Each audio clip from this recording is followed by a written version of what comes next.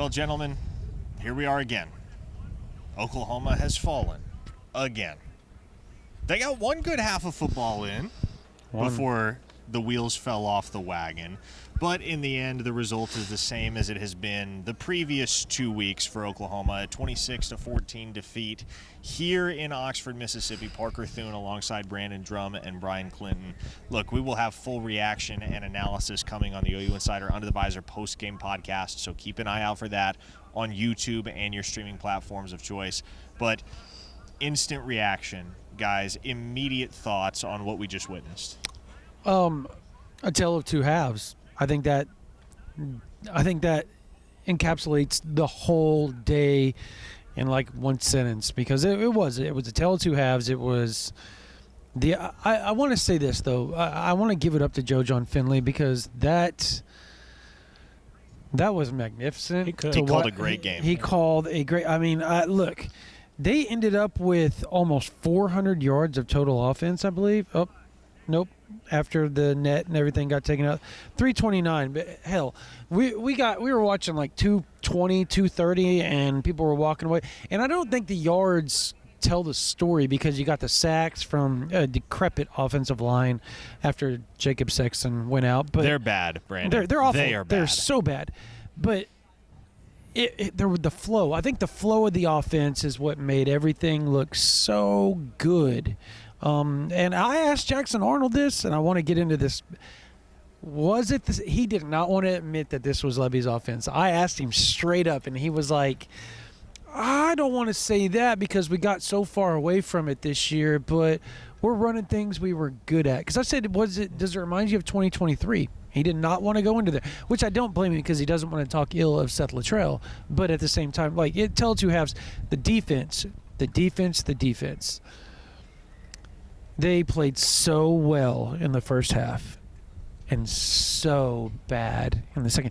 We haven't got to say that about the defense this year. Like, so bad is not a phrase that we've said.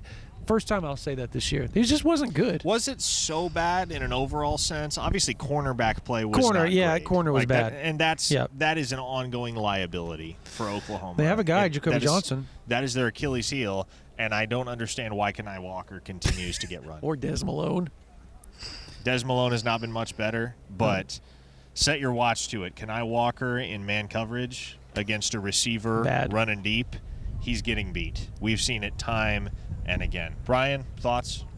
Yeah, the big thing that I noticed, just without going back and looking at any of it, was the tight ends for Ole Miss were almost always open. They just found a way to work into space, and that really was the difference, especially there in the second half, as they found ways to move the ball. But I think the biggest thing I was looking for in this game, we pretty much across the board agreed that this was probably a game Oklahoma was going to have a tough time winning.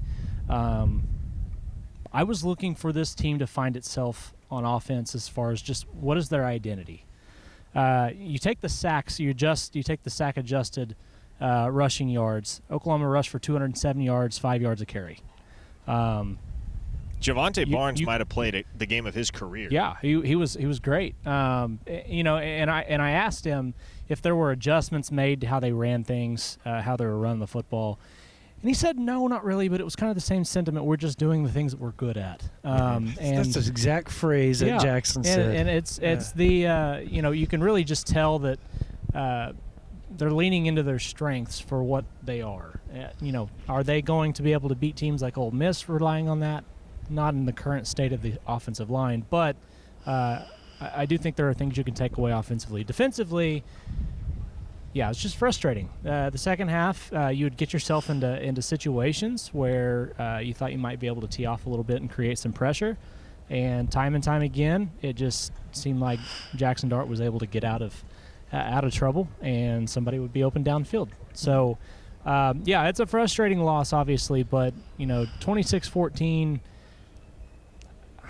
I was thinking 31-10, 31-13.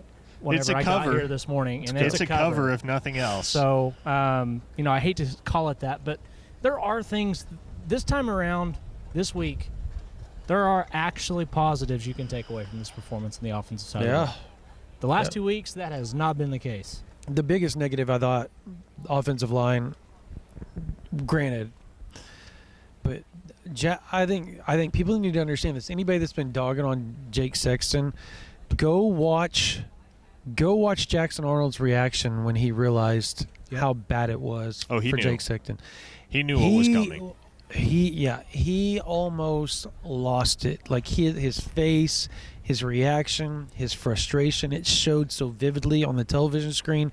We got to watch it up there. It was rough to watch. Well, and as I tweeted after the game, if Jake Sexton has to miss any substantial time, and based on the way that he reacted when he went down, I would figure it's not just, That's how tough I he turned is. an ankle. Yeah, he doesn't just go out There just was to go some out. frustration Yeah. there. Frustration that would indicate, I know I'm going to be missing What's some his time knee? with He this. had an ice pack on his knee. Yeah. So that tells you, and obviously and not suggesting this is what it is necessarily, but he knows knee injuries. He's experienced one. He Yeah. tore the ACL in the bowl game his freshman year against Florida State. So if he has to miss any substantial time, the outlook at tackle for Oklahoma is not good. Because Logan Howland played one of the worst games I've ever seen today. It was bad. But flat out. And I think he's going to be a good player. I don't want to take anything away from the player he can become, but he's very obviously not ready. We've said that about him. It's been clear in what limited action he has gotten in 2024. And he gets thrust into a situation where there just really isn't an alternative. I mean, the alternative is sliding Tarquin to right tackle and putting Spencer Brown in the game, which I detest that thought. Isaiah Autry says hello. We're getting to that point, Brandon, where it is not only justifiable, but I would, in fact, endorse just playing an offensive line full of freshmen. I don't know how much longer you're going to be able to keep your quarterback upright. Yeah. I mean, 18 sacks over 2 weeks. Jackson Arnold's going to get murdered. Yeah. I mean, that doesn't even count what happened to Michael Hawkins Right. against Texas. I mean, that was just putrid as well. Look, we talked about this for like the last month on our podcast and everything. Everybody talks about how well Isaiah Autry's been playing in practice first or Mason Thomas on scout. At some point, yeah, it may not translate automatically the first go-around or the first few series or whatever, but you got to give it a shot, right? Like, you've seen what Howland does. You've seen what Tarquin's been – he has not been playing well. You've seen Spencer Brown. You're digging deep in the treasure chest, and you're coming up empty. You might as well find that rusty penny down there and see if it can shine up a little bit. Well, and you know what else we saw today? Rear its ugly head in the second half was drive-killing penalties. Brian, Drive-killing plays, yeah. Oklahoma did not commit those types of penalties in the first half, and they were able to move the ball effectively. In fact, if there were penalties committed when the Sooners' offense was on the field, it was Ole Miss giving OU freebies, which they capitalized on. The second half rolls around, and all of a sudden, you can't have anything positive happen on offense without a holding penalty here, a false start there, something to set you back. Yeah, and it's really frustrating. You kind of look at the first 3 drives of the game. Oklahoma's got 10 plays, 8 plays, 8 plays. One of those goes for a touchdown. Obviously, the other one gets stopped right here on the 1-yard line. We have a couple of bad ones there. 3 plays, 1 play, and then the second touchdown drive of 13. The rest go 3-3, 6-3, a 14-play drive, a 4-play drive, and a 5-play drive. So the second half, it really was getting themselves behind the chains, whether be it by tackle for loss, sack, or obviously the penalty. And the 14-play drive was a great drive until the offensive line collapsed at the Correct. end. Yeah, well, again, let's go back to the stop down here. This exact spot where they got stopped early in the first half, right? Oklahoma is up by not just 4 points. They're up by 2 touchdowns or 2 scores, essentially 2 touchdowns. Or If they punch it in right yeah, here. essentially if they punch it in right there at the end of the half. Like that changes the whole dynamic of the ball game. And, I mean, I know Oklahoma had confidence, but they have even more confidence rolling into the half. And who knows what happens. You've got what that would put Oklahoma at. They had 14. It would be 21-26. I mean, and who knows the whole dynamic of the ball game shifts and change. You change the way you call that second half if you're only down 26-21. Sure. You're change not the way having you to put Jackson Arnold in the fire pretty much. No, you can run the ball. You Yeah. can do a lot of different. I mean, this right here, where the offensive line decide. Well, look, I don't want to question Joe John because he called such a magnificent game overall, but that I did not like the fake Tebow slant, pop pass, all that. Just run your 220-pound quarterback, get the yard, call the day, right? Like I think that's where we're at. But it changes everything. It does. It changed everything from the rest of the game. I will forever believe that. I agree. Well, folks, much more analysis coming on the OU Insider Under the Visor post-game podcast, which we're about to get out of here and go record. So stay tuned. If you're watching on YouTube, it's going to be posted on YouTube. If you prefer to listen via a streaming platform, it's going to be posted to Spotify, Apple Podcasts, wherever you get your pods. It'll be available. The final from Oxford today, 26-14.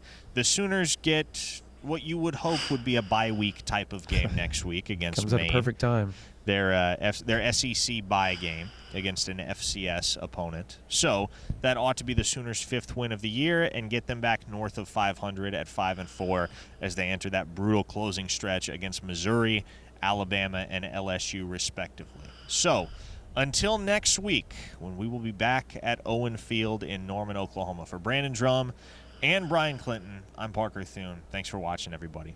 Talk to you soon.